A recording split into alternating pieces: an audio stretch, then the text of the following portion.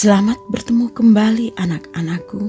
Jumpa lagi bersama Ibu Astin dan Ibu Sinta dalam mata pelajaran Pendidikan Agama Katolik dan Budi Pekerti kelas 7 semester 1. Semoga Ibu dapat menjumpai kalian semua dalam keadaan yang sehat, selalu gembira walaupun kita masih berada dalam situasi pandemi. Pada pertemuan sebelumnya, kalian telah mendalami materi Aku Bangga Sebagai Perempuan atau Laki-laki. Pada hari ini, kita akan melanjutkan pada materi sub B, Perempuan dan Laki-laki Diciptakan Sederajat.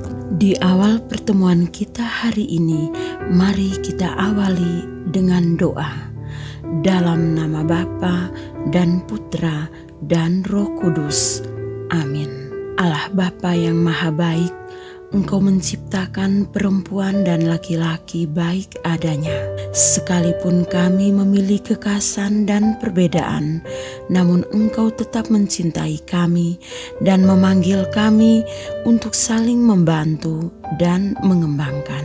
Berkatilah kami ya Tuhan, dan doronglah kami untuk saling menghargai satu sama lain sesuai dengan kehendak-Mu. Amin.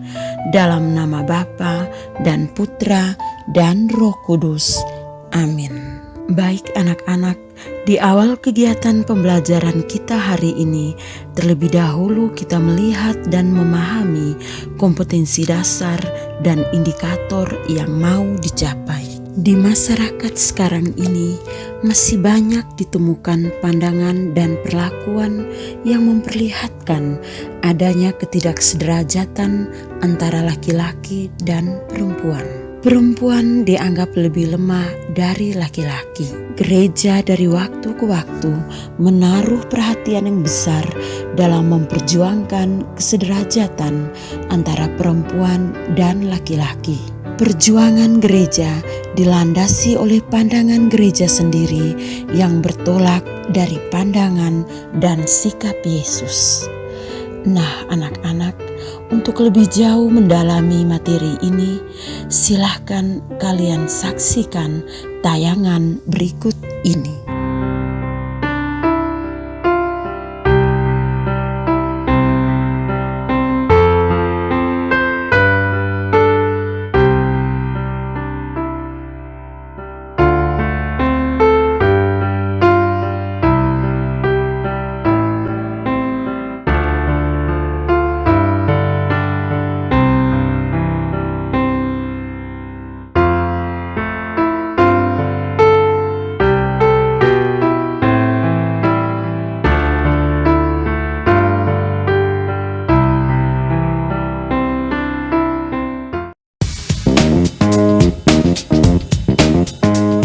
Perempuan masa sekarang tentunya tidak perlu berkecil hati dan harus yakin dengan kemampuannya, karena di era sekarang laki-laki dan perempuan memiliki kedudukan yang sama dalam bidang apapun, baik itu di bidang pendidikan, politik, bermasyarakat, pekerjaan, hukum.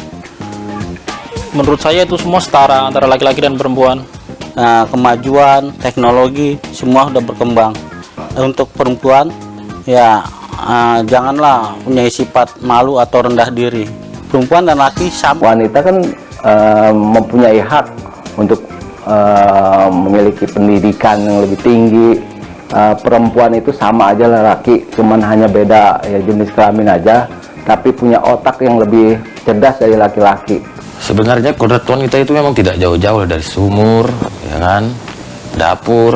Walaupun mereka mau setinggi apapun, mereka sekolah setinggi apapun, tetaplah pula mereka pun larinya ke sumur-sumur juga. Pekerjaan yang tadinya membuat laki-laki dikerjakan oleh perempuan sudah sah-sah saja menurut saya. Perempuan seperti itu percuma, untuk apa? Karena toh ujung-ujungnya pun ompong-ompong kita pun ngomongnya seperti itu. Tetap saja mereka pun lari-lari juga ke sumur, lari pula ke dapur. Ya teh wajar-wajar aja perempuan kerjain pekerjaan laki-laki. Tapi kan lihat dulu tenaganya. 100% laki-laki lebih kuat daripada perempuan. Coba bayangin aja, di mana-mana supir angkot, supir bus, semuanya laki-laki. Kalau dimustarain, wah berabe ya tuh.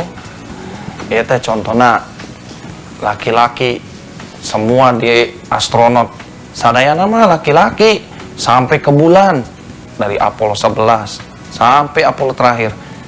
Kalau jadi kaum perempuan mendingan jaga anak, udah itu masak, udah itu belanja, boleh-boleh wah ya perempuan.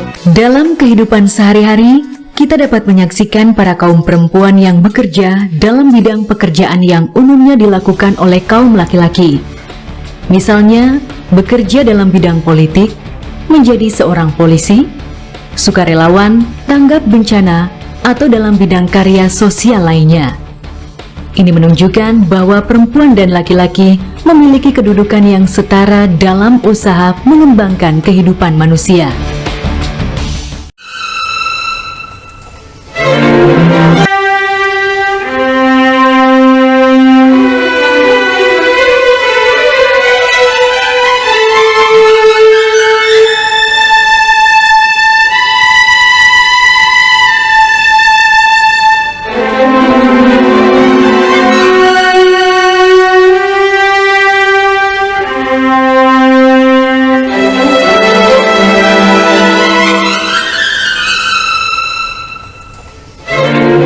Mari kita simak ajaran gereja tentang kesederajatan perempuan dan laki-laki. Katekismus Gereja Katolik, artikel 369. Pria dan wanita diciptakan. Artinya, dikehendaki Allah dalam persamaan yang sempurna, di satu pihak sebagai pribadi manusia, dan di lain pihak dalam kepriaan dan kewanitaannya. Kepriaan dan kewanitaan adalah sesuatu yang baik dan dikehendaki Allah. Keduanya, pria dan wanita, memiliki martabat yang tidak dapat hilang, yang diberi kepada mereka langsung oleh Allah Penciptanya. Keduanya, pria dan wanita, bermartabat sama menurut citra Allah. Dalam kepriaan dan kewanitaannya, mereka mencerminkan kebijaksanaan dan kebaikan Pencipta. Katekismus Gereja Katolik, artikel 371. Allah menciptakan pria dan wanita secara bersama dan menghendaki yang satu untuk yang lain. Sabda Allah menegaskan itu bagi kita melalui berbagai tempat dalam kitab suci. Tidak baik kalau manusia itu seorang diri saja. Aku akan menjadikan penolong baginya yang sepadan dengan dia. Dari antara binatang-binatang, manusia tidak menemukan satupun yang sepadan dengan dia. Kejadian bab 2 ayat 18.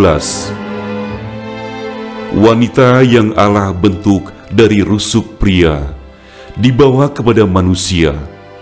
Lalu berkatalah manusia yang begitu bahagia karena persekutuan dengannya, inilah dia, tulang dari tulangku dan daging dari dagingku. Kejadian bab 2 ayat 19 sampai dengan 20. Pria menemukan wanita itu sebagai aku yang lain, sebagai sesama manusia. Kejadian bab 2 ayat 23. Katekismus Gereja Katolik, artikel 372. Pria dan wanita diciptakan satu untuk yang lain. Bukan seakan-akan Allah membuat mereka sebagai manusia setengah-setengah dan tidak lengkap, melainkan Ia menciptakan mereka untuk satu persekutuan pribadi, sehingga kedua orang itu dapat menjadi penolong satu untuk yang lain. Karena di satu pihak, mereka itu sama sebagai pribadi, atau tulang dari tulangku. Sedangkan di lain pihak, mereka saling melengkapi dalam kepriaan dan kewanitaannya.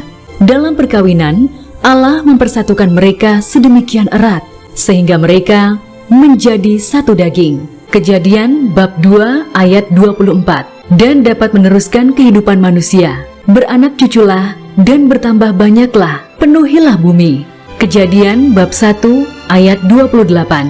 Dengan meneruskan kehidupan kepada anak-anaknya, pria dan wanita sebagai suami istri dan orang tua bekerja sama dengan karya Pencipta atas cara yang sangat khusus. Injil Yohanes bab 8 ayat 2 sampai dengan 11. Pagi-pagi benar ia berada lagi di bait Allah, dan seluruh rakyat datang kepadanya. Ia duduk dan mengajar mereka. Maka ahli-ahli Taurat dan orang-orang Farisi membawa kepadanya seorang perempuan yang kedapatan berbuat zina. Mereka menempatkan perempuan itu di tengah-tengah, lalu berkata kepada Yesus, "Rabi, perempuan ini tertangkap basah ketika ia sedang berbuat zina. Musa dalam hukum Taurat memerintahkan kita untuk melempari perempuan-perempuan yang demikian. Apakah pendapatmu tentang hal itu?" Mereka mengatakan hal itu untuk mencobai dia, supaya mereka memperoleh sesuatu untuk menyalahkannya.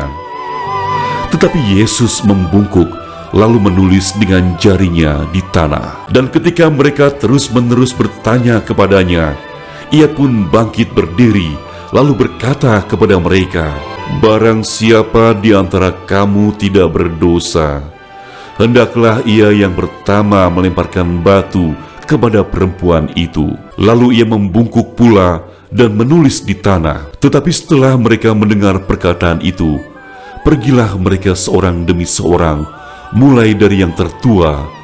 Akhirnya tinggallah Yesus seorang diri dengan perempuan itu yang tetap di tempatnya.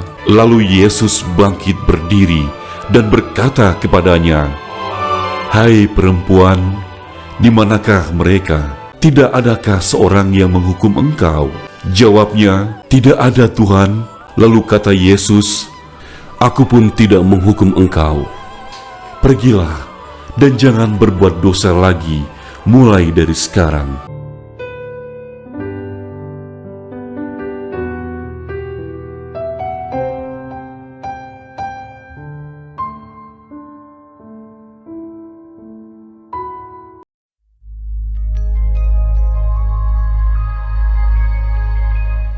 Hari ini kita telah mempelajari tentang kesederajatan perempuan dan laki-laki.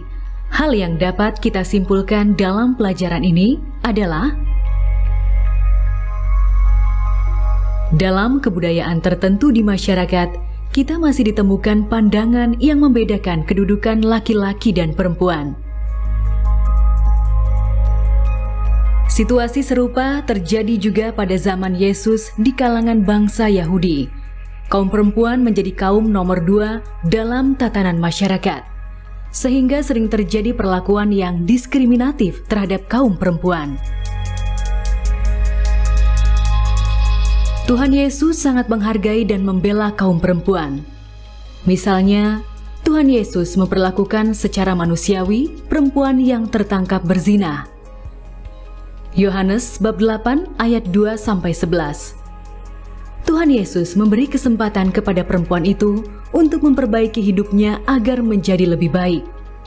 Tuhan Yesus membela wanita tersebut karena ia yakin bahwa semua individu berhak untuk hidup.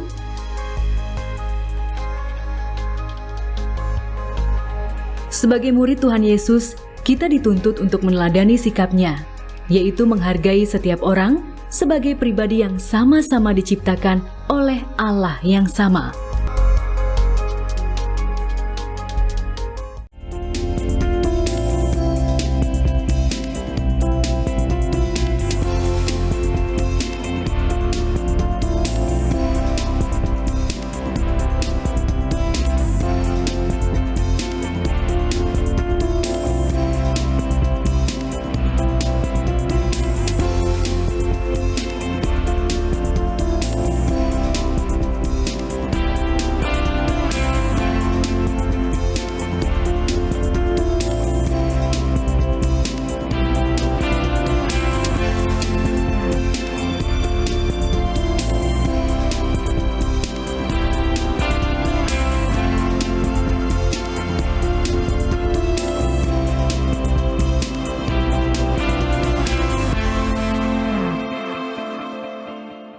Anak-anakku, mari kita masuk dalam suasana refleksi.